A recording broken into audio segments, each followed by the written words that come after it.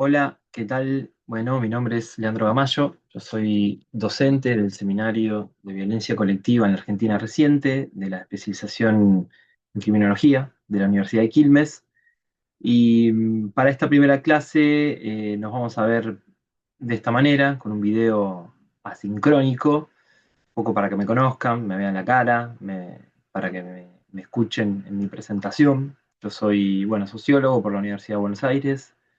Soy magíster o tengo una maestría en ciencias sociales en la Flaxo México, en la Facultad Latinoamericana de Ciencias Sociales, en su sede México.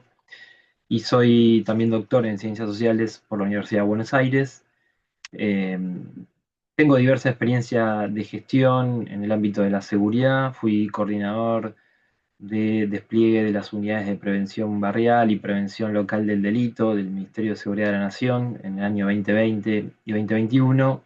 Y actualmente me encuentro coordinando el programa de prevención integral del delito para jóvenes, niños, niñas, adolescentes del organismo de niñez de la provincia de Buenos Aires, en el programa Entramados.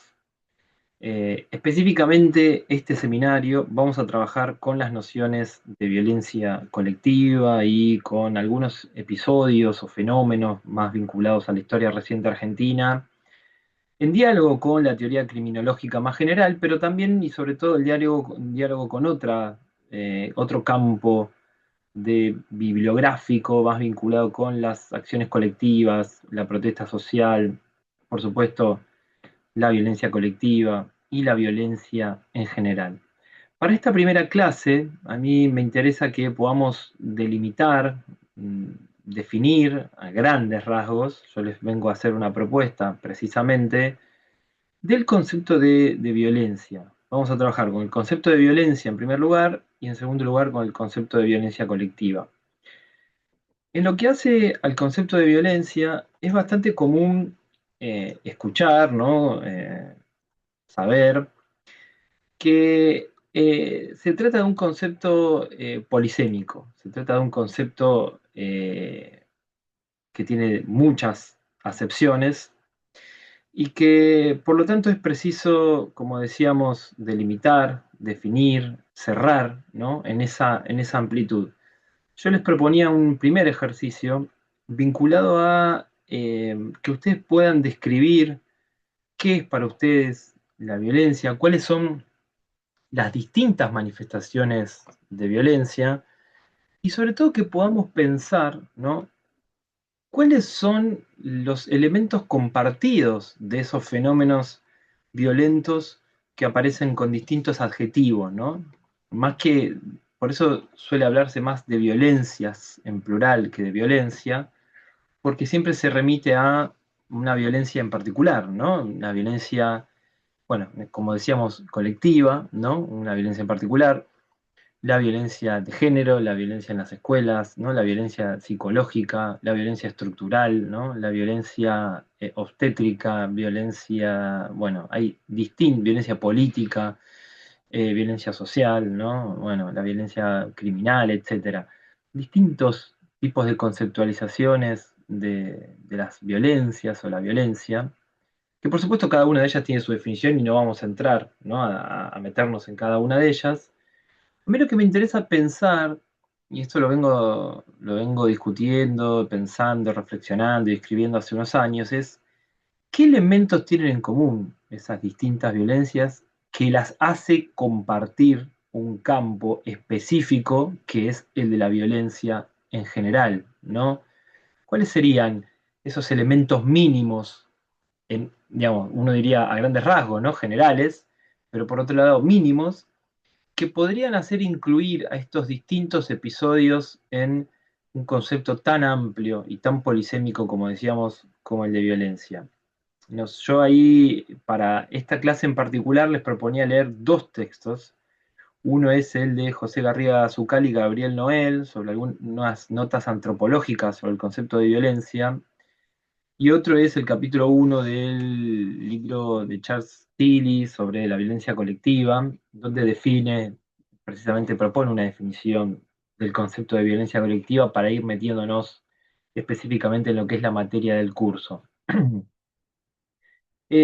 Vamos a retomar algunas cuestiones del trabajo de Garriga y de Noel, pero vamos a hacer una propuesta específica propia en relación al concepto de violencia. Ahí, José Garriga y Gabriel Noel lo que refieren es esto que veníamos diciendo de el concepto de violencia refiere a múltiples relaciones sociales, a múltiples procesos, y es un concepto no solo amplio, sino que se está ampliando. Ellos dicen, se produjo una hiperinflación del término, ¿no? Una ampliación de sus usos, de sus acepciones, de sus campos de incumbencia, ¿no? Esto es muy interesante, ¿no? De pensar por qué la violencia describe cada vez más relaciones sociales, ¿no? Digamos, digamos, a qué tipo de procesos sociales eso también está vinculado y cómo podríamos también identificar procesos subsiguientes a ese, como por ejemplo el protagonismo cada vez mayor de la categoría de víctimas, ¿no?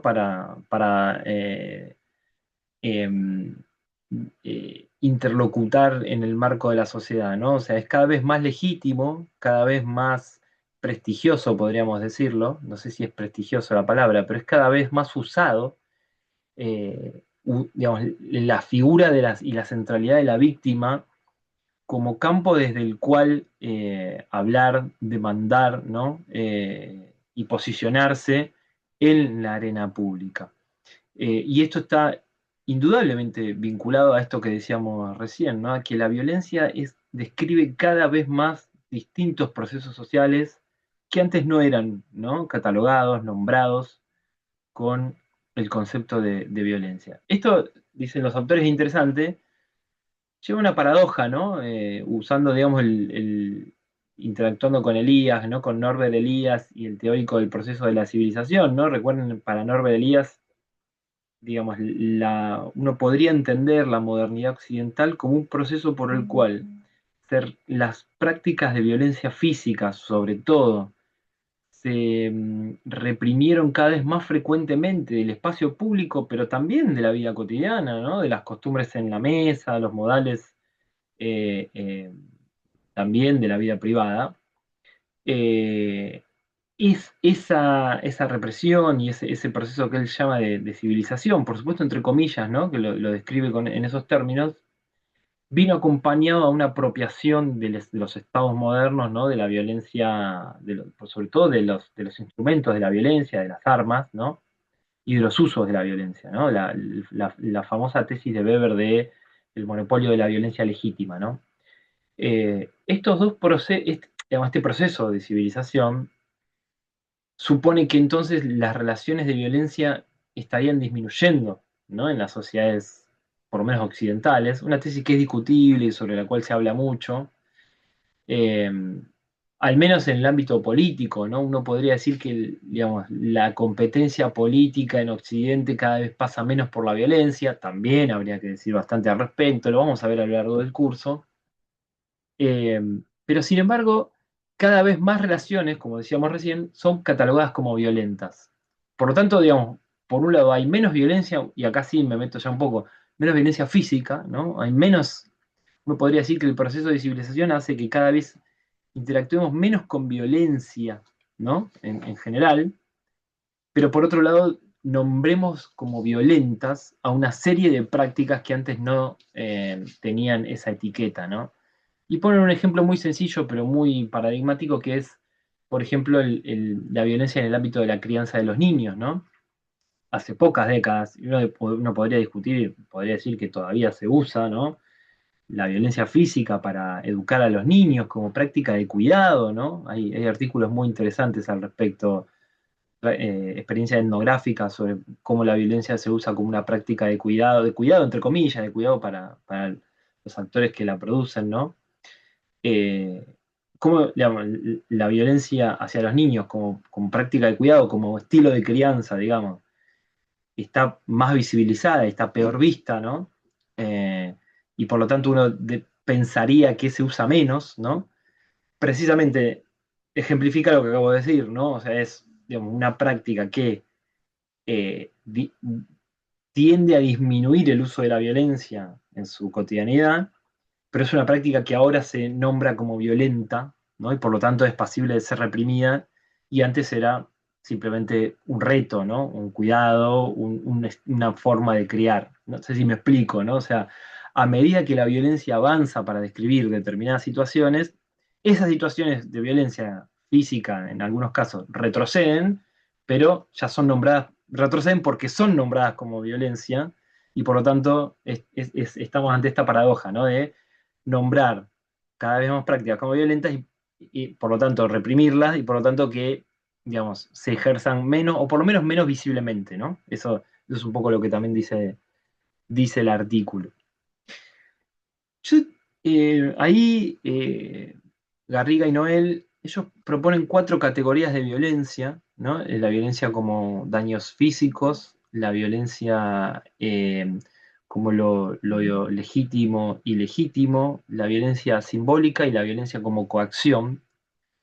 Tengo algunas discusiones en relación a esa categorización. Yo lo que vengo pensando hace unos años y quiero proponerles es pensar a la violencia, al concepto de violencia, no como una definición de diccionario lineal y puntual, que uno pueda decir la violencia es esto, ¿no? Sino pensarla como un área. Y uno podría pensar incluso pensarla en tres, ¿no? Digamos, en estas 3 dimensiones, ¿no? Espaciales, no tanto ya como un área, sino como un cuerpo, ¿no? Como dimensiones que hacen, digamos, que esto ya cobre volumen, ¿no? Pero para no complejizar la cuestión, pensarlas como un área. En algún momento yo mostraba la idea de un triángulo de esas 3 dimensiones.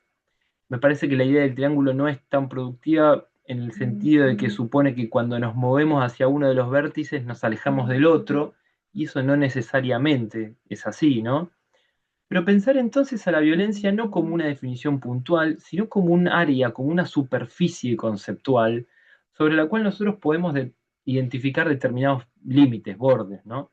Y pensar entonces que el concepto es amplísimo, justamente, es una superficie, involucra amplias dimensiones y capas de lo social, pero que tiene un límite, ¿no? La preocupación es si la violencia se usa cada vez más para describir absolutamente todo, ¿no? Bueno, ya prácticamente nada es violencia. Y entonces también acá hay una paradoja, ¿no? Yo digo, bueno, esta es una definición entre comillas, mínima, un criterio mínimo, pero por otro lado es muy amplia porque trata de incluir esta propuesta conceptual que yo les voy a hacer a eh, todas o prácticamente todos los usos y nociones de la violencia, pero precisamente en eso radica su productividad, ¿no? En no dejar fuera la mayoría de los usos del concepto que por supuesto son legítimos, ¿no? Que lo son.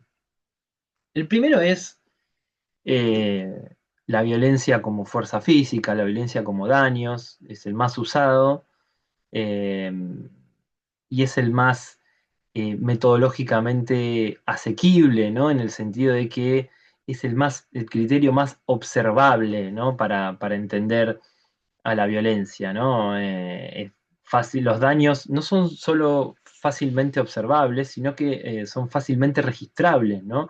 La violencia en este sentido llama mucho la atención, ¿no? Cuando hay destrucciones o cuando hay un daño físico a otra persona, es fácilmente registrable y además, bueno, como sabemos, como decía recién, está penado por la ley en la gran mayoría de los casos, justamente porque es el Estado el que se atribuye, ¿no? La legitimidad de utilizar la fuerza legítima, ¿no? Precisamente a partir de las fuerzas de seguridad públicas. ¿Cuál es la desventaja que tiene? Y bueno, que no contempla, invisibiliza otras formas, ¿no? En el plano, digamos, en el plano material de los enfrentamientos, hay formas que no implican destrucciones, ¿no? Y que igualmente son, por supuesto, violentas, ¿no? La principal para mí, la más importante, es la amenaza del uso de la fuerza, ¿no? O sea, de hecho, si ustedes, digamos, la amenaza de la fuerza es el mecanismo más importante, ¿no? de control social que, entre otras cosas, por ejemplo, utilizan las fuerzas de seguridad, ¿no? Las fuerzas de seguridad rara vez repriman, a veces lo hacen con más frecuencia, es cierto, a veces lo hacen con menos, pero su eficacia radica en la amenaza del uso, ¿no? En lo que puede activar, ¿no? el Estado a partir de o ciertos ilegalismos o ciertas contravenciones o ciertas prácticas, como por ejemplo, digo, pienso en la protesta social, que en determinados contextos políticos pueden ser reprimidas y por lo tanto, digamos, esa efectividad radica, por supuesto, en que su uso sea y se vea en determinadas situaciones, pero sobre todo que se perciba su amenaza como una amenaza cierta, certera, ¿no? Y esa amenaza, que no implica objetivamente ningún daño, es como decía recién, en realidad muchas veces mucho más eficaz, ¿no?, que el uso concreto de la fuerza física. Entonces, ahí digamos, esta característica observable de los daños se pierde bueno, al pensar otras cuestiones, como decíamos, las amenazas. Otra es, por ejemplo, bueno, las retenciones, la retención, digamos, lo que, digamos, implicaría una relación de violencia en el caso de que digamos, los retenidos quieran ¿no?, escapar, ¿no? Resistir a esa dominación, ¿no? Eso es un poco la fórmula weberiana, ¿no? Eh, para Weber, ¿no?, los conflictos empezaban con una resistencia, ¿no? No es con una dominación, sino que es cuando el dominado se revela y por lo tanto no, abre abiertamente una situación de conflictividad, ¿no? Y después, bueno, otras formas, ¿no? Los insultos y sobre todo eh, formas de subordinación un poco más veladas y más complejas que quedan fuera del observable de los daños. Precisamente, digamos, utilizar, yo aclaro, esta es digamos, la acepción que más uso en términos de investigación y metodológicos porque, digo, tiene esta ventaja que decíamos recién y porque además yo he usado mucho el marco teórico de Charles Tilly que reduce la definición de violencia colectiva a daños, ¿no?, perpetrados por dos o tres más personas. Para Tilly, de hecho, bueno, ahora no vamos a ver, pero incluye el tema de los daños, incluye las retenciones o las amenazas, y eso, bueno, es también uno de los aspectos más grises de su definición. Pero uno de los aspectos también más polémicos de el uso de esta definición es las consecuencias, uno diría, ético o ético-políticas, o sobre todo políticas, al, digamos, quedarse con una noción que visibiliza las violencias perpetradas por actores que generalmente pertenecen a un sector social, a una clase social, ¿no? E invisibiliza a otras, ¿no? Pasando ya al segundo, para traer uno de los autores que trabajan con el concepto de violencia estructural, que es Galtung, uno podría pensar, ¿no?, a la violencia, esta es a la violencia como una pirámide, ¿no? Esta es la propuesta de Galtung. Por debajo, ¿no?, una pirámide, digamos, un iceberg, ¿no? Debajo del agua, lo que no se ve, están, ¿no?, los procesos de dominación más estructurales, ¿no? Las desigualdades, los despojos, las expropiaciones, la explotación, ¿no? Los procesos de contaminación, bueno, uno diría procesos de vulnerabilidad o vulneraciones que eh, producen desigualaciones eh, que tienen como efecto, ¿no?, que tienen como efecto violencias observables, físicas, que son precisamente la punta del iceberg, aquello que se ve, ¿no? Entonces, cuando uno visibiliza solamente y toma digamos, la noción de violencia física, que es lo que se ve, y dice solamente esto es violencia, ¿no? Lo que está haciendo es, digamos, de alguna manera, atribuirle un carácter violento a un sector de la sociedad que en general protagoniza esas acciones y invisibilizar procesos sociales que están debajo de esas y que pueden ser categorizados con el concepto de violencia como lo hace Galtung con la idea de violencia estructural. Esta idea es muy típica, ¿no? Eh, para Zizek, por ejemplo, habla en su libro sobre la violencia de violencias de carácter objetivo, ¿no?, más de carácter económico, político-económico, que tienen como consecuencia violencias de carácter subjetivo, ¿no? Estas violencias perpetradas por personas de sectores populares o activistas, ¿no?, que son después criminalizados y que, digamos, y sobre las cuales no se tiene en cuenta que hay una violencia previa más de carácter objetivo, ¿no? Esta idea de que, digamos, la violencia perpetrada, insisto, por actores más subalternizados, tiene su origen en procesos de violencia vinculados a despojos más de carácter económico, político, cultural, etcétera, ¿no?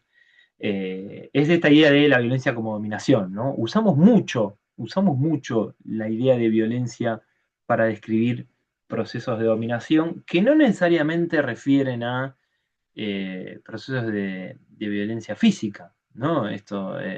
Y acá es interesante, yo siempre lo planteo, ¿no? Volver a Marx, ¿no? Porque para Marx, una de las especificidades de la explotación en el modo de producción capitalista, es decir, de la forma en que la clase social dominante extrae el trabajo de la otra y vive de ese trabajo, ¿no? De la plusvalía, que es en el marco y en el seno del proceso productivo, al interior de una fábrica, cuando el capitalista compra fuerza de trabajo, es decir, a través de un salario, ¿no? Eh, lo específico de la sociedad capitalista es que esa forma de extraer el trabajo ajeno, ¿no? Ese valor incorporado en la producción que no es retribuido y que es, digamos, apropiado por el capitalista, es una forma precisamente no violenta y que se da en el ámbito del mercado. Y esto en Marx era muy claro, ¿no? O sea, a diferencia de, digamos, la explotación de trabajo ajeno en el mundo feudal o en el mundo esclavista, donde había una sujeción violenta, política y muy clara, ¿no? Digamos, en el mundo esclavo directamente no eran personas, ¿no? Eran reducidos a cosas, ¿no? Los esclavos. Y en el modo de producción feudal era a través de la apropiación directa de una parte del producto trabajado por el campesino, ¿no? Digamos, de los 100 que había hecho, de las 100 peras, de las 100 manzanas, de las 100 papas, venía el señor feudal y le sacaba 40, ¿no? Y se las quedaba. Y es un acto de expropiación violenta, ¿no? En el mundo del capitalismo, esa, digamos, extracción del trabajo se produce en el mercado, en el seno del mercado, por las propias leyes de la acumulación capitalista, y no son violentas, no lo son, de hecho.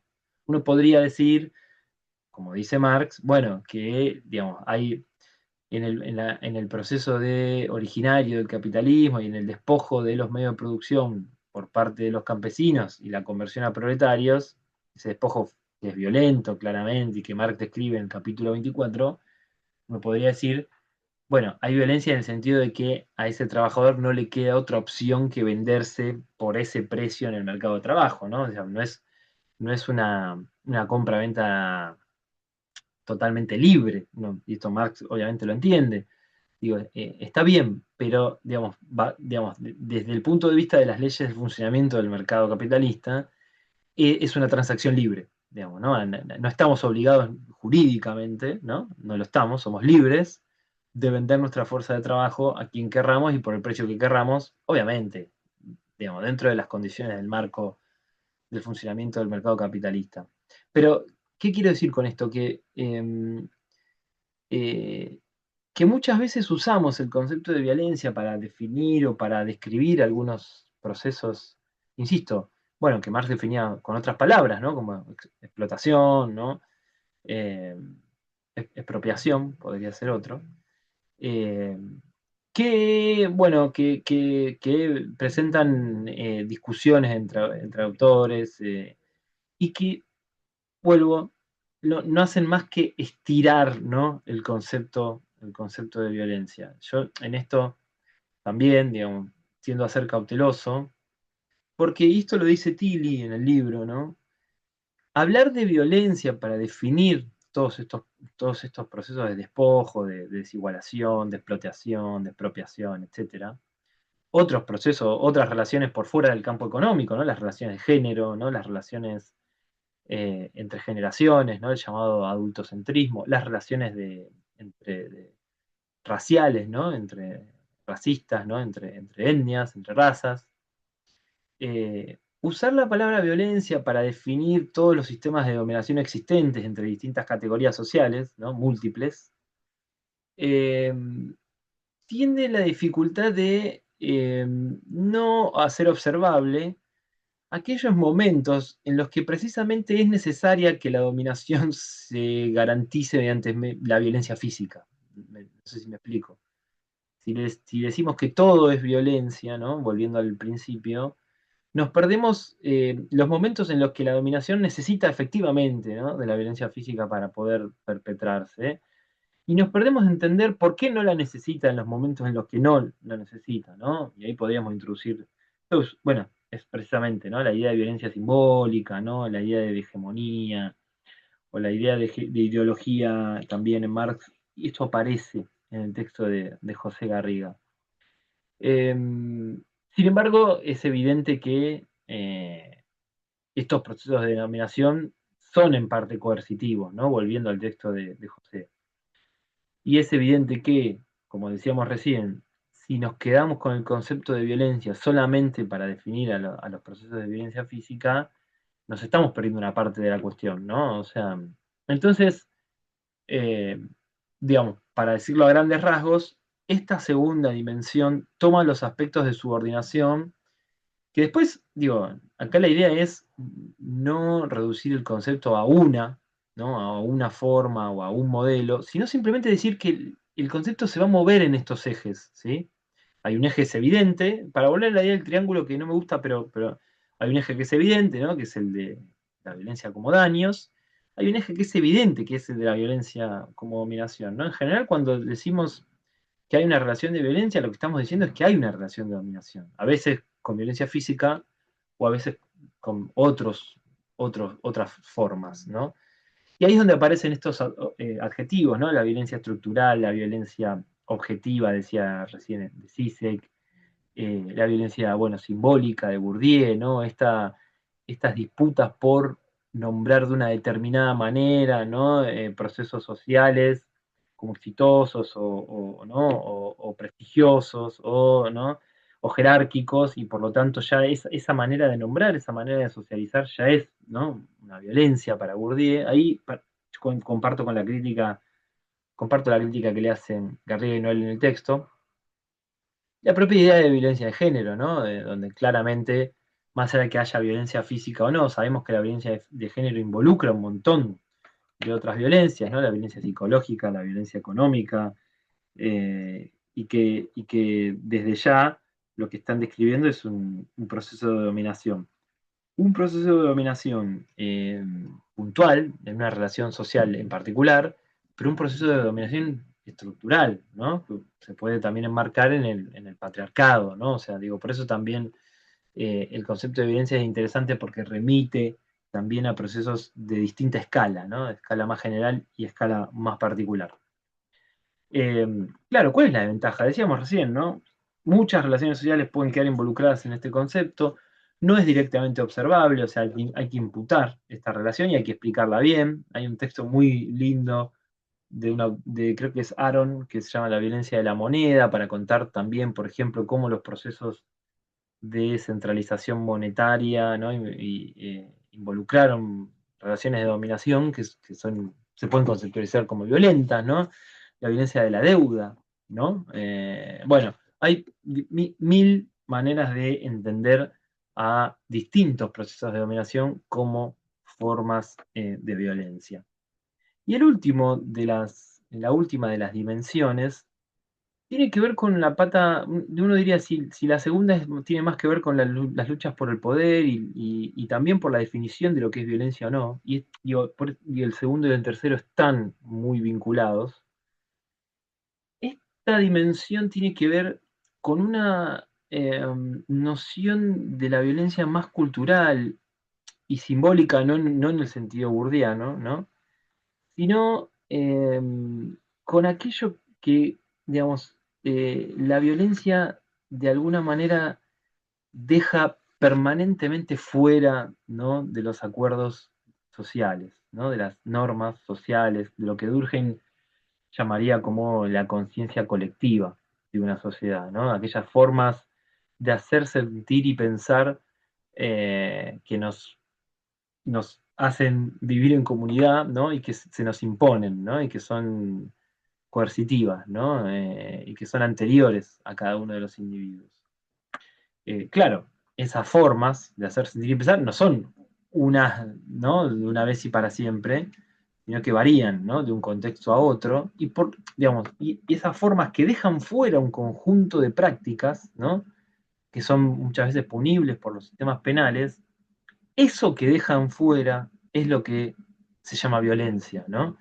Es digamos, una acepción más, insisto, más culturalista, más durkheimiana, eh, y que depende mucho de lo que en una coyuntura, en un contexto, en una época determinada, se defina como violento, ¿no? Se defina como aquello que, digamos, nos produce horror, ¿no?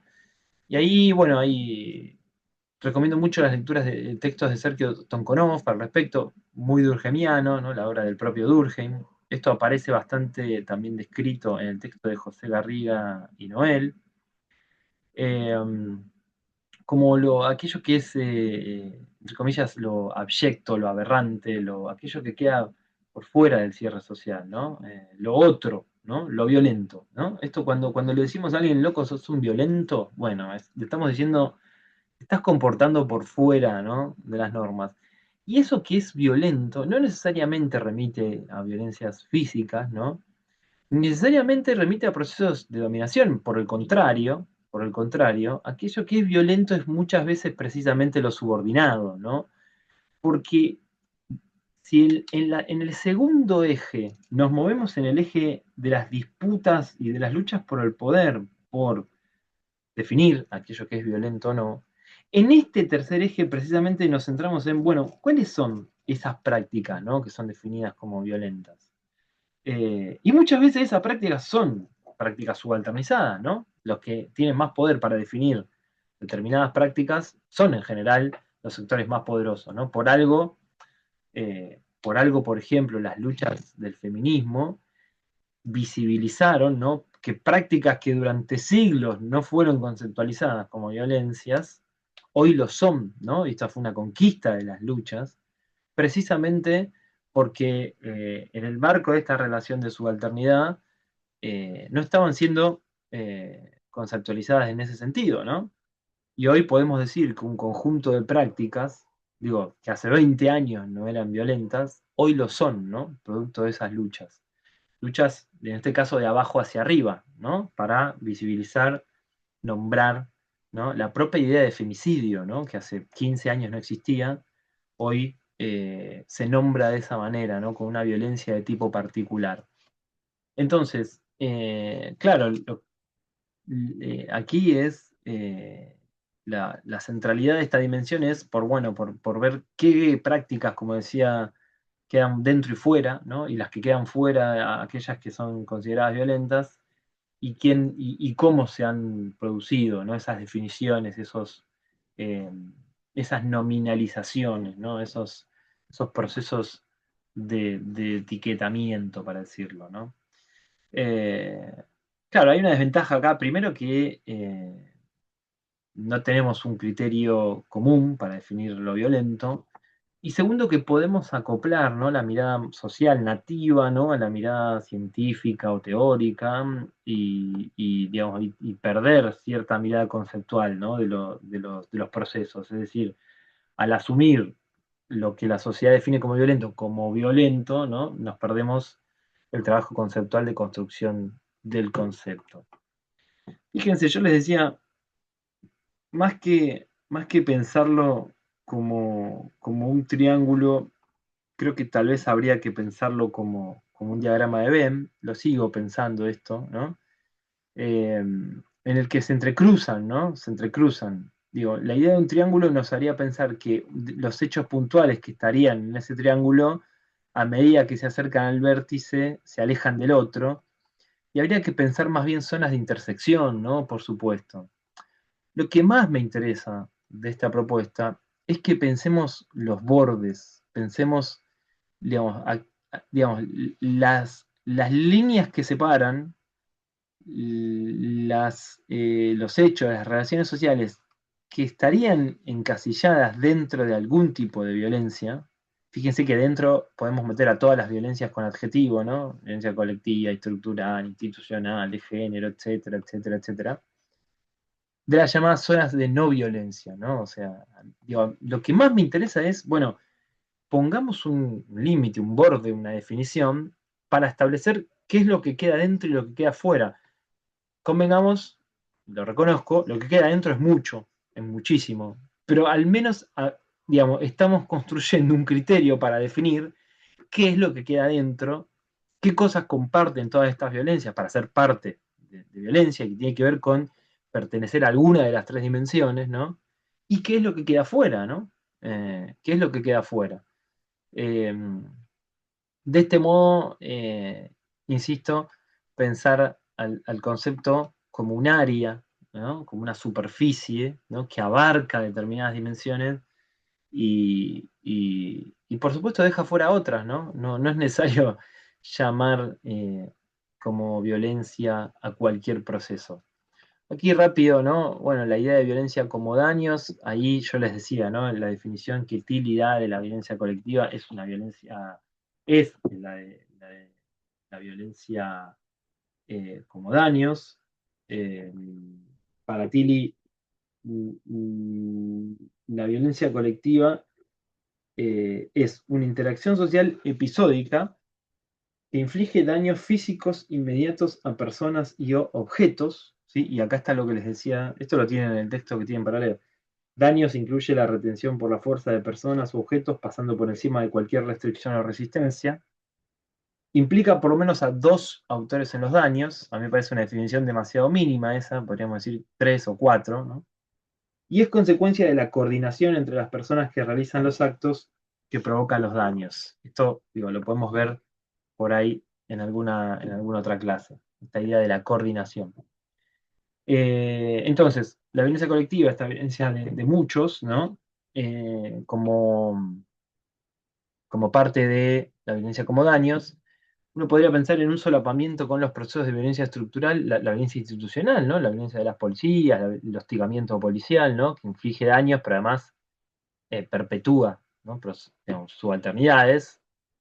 Eh, en el solapamiento con lo ilegítimo, los llamados crímenes aberrantes, ¿no? Los crímenes ¿no? Que infligen violencia física, pero que además, de alguna manera, traspasan el umbral de lo tolerable, ¿no? Precisamente. Desde el punto de vista de la violencia como dominación, digamos, en el solapamiento como la violencia como ilegítimo, digamos, podríamos incluir ahí a la violencia psicológica, ¿no? En el marco, por ejemplo, de la violencia de género, o digo, yo pensaba procesos como la corrupción o los delitos ambientales, ¿no? Que son delitos más de poderosos, ¿no? Que ahí habría que pensar hasta qué punto son ilegítimos, ¿no? Hasta qué punto, digamos, cruzan ese umbral. Tal vez en el caso de la corrupción habría que pensarlo, pero me permito dudar, digo, en el sentido de que, digo, si no tendríamos muchos más poderosos, ¿no? Sentados en el banquillo de los acusados, y como vemos, lamentablemente no es así. Bueno, la violencia estructural, ¿no? Como la violencia, típico ejemplo de la violencia como dominación, ¿no? La violencia objetiva, o bueno, la violencia como ilegítimo, ¿no? Esto de los insultos, ¿no? Violencias que no son físicas, no necesariamente expresan una dominación de tipo más estructural, o los delitos contra el honor, ¿no? Y el cruce de los tres podría, por ejemplo, ser la violencia de género, ¿no? La violencia de género que involucra agresiones físicas, que expresa una dominación estructural y puntual, y que en los últimos años se ha establecido como una violencia legítima, ¿no? Al punto de que eh, son escrachadas, ¿no? Escrachados, ¿no? Los varones que ejercen esta violencia y separados, ¿no? De sus funciones. A ese punto se ha vuelto ilegítima, insisto, gracias a las luchas del feminismo, estas prácticas de violencia.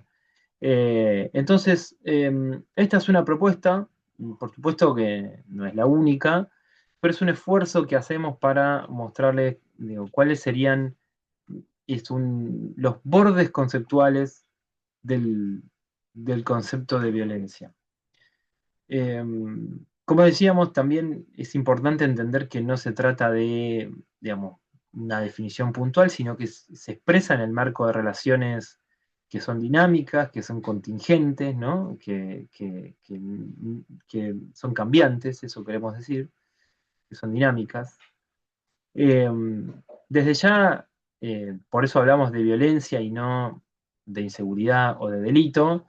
Nos proponemos superar un enfoque estrictamente penal, a pesar de que, por supuesto, lo retomamos. Al respecto, recomiendo mucho un libro de Vincenzo Ruggiero que se llama La violencia política, que trata de, desde el enfoque criminológico más tradicional, conceptualizar precisamente algunos de los objetos que vamos a ver en este curso, que son los, digamos, procesos de violencia colectiva, ¿no? En este diálogo entre lo penal y las violencias, particularmente las violencias colectivas, ¿no? Bueno, como decíamos durante toda la presentación, comprender también a la violencia como un fenómeno político, cultural, que se expresa mediante luchas y que es el resultado de esas luchas por definirla, por involucrarla en un proceso normativo, penal, legislativo penal, y por también conceptualizarla en el marco de una disputa por la legitimidad de esos actos, ¿no? Eh, bueno, y también para jugar con el ejercicio que les había propuesto hacer es qué formas de violencia permanecen invisibilizadas y deberían ser tenidas en cuenta en este diagrama que les presentaba, ¿no? Seguramente haya, haya prácticas que hoy tenemos como naturalizadas que en un futuro probablemente sean, ¿no? Caratuladas como violentas. Pienso en, digo, en la llamada inseguridad vial, ¿no? En los accidentes, entre comillas, accidentes, ¿no? De tránsito. Pienso en la inseguridad alimentaria, como decíamos, en los delitos ambientales que están cada vez más visibilizados, pero todavía digo, hay un campo ahí abierto de luchas y de disputas por involucrar, ¿no? A un cuidado del ambiente y denunciar precisamente el descuido y la contaminación como un acto delictivo o de violencia intolerable, ¿no? Es decir, pensar qué relaciones sociales en el sentido de esta idea de campo relacional dinámico que supera, ¿no? Al sistema penal, qué relaciones que hoy nos inmiscuyen podrán ser catalogadas como violentas en un futuro. Por supuesto, no se trata de hacer futurología, ¿no? Sino de entender cuál es el campo de luchas y disputas hoy para entender cuáles podrían ser algunos resultados en el futuro, ¿no? De eso se trata. Yo lo dejo acá hoy. Tendríamos que ver algo del concepto de violencia colectiva. Creo que lo podemos dejar para otro que podamos subir en breve, pero lo voy a dejar hoy para no hacerlo muy largo. Recuerden, vamos a subir actividades todos los viernes. La de hoy fue un video, la de los viernes que vienen seguramente sean lecturas de textos. Les pedimos que lean, vamos a ver, vamos a compartirles algunas o guías de lectura o actividades para complementar no solo la lectura de cada una de la bibliografía, pero y estamos por supuesto a disposición para cualquier duda, comentario. Yo ahí abrí un foro al inicio, podemos ir abriendo foros para cada una de las clases si les parece bien. Bueno, los dejo y nos estamos viendo. Saludos.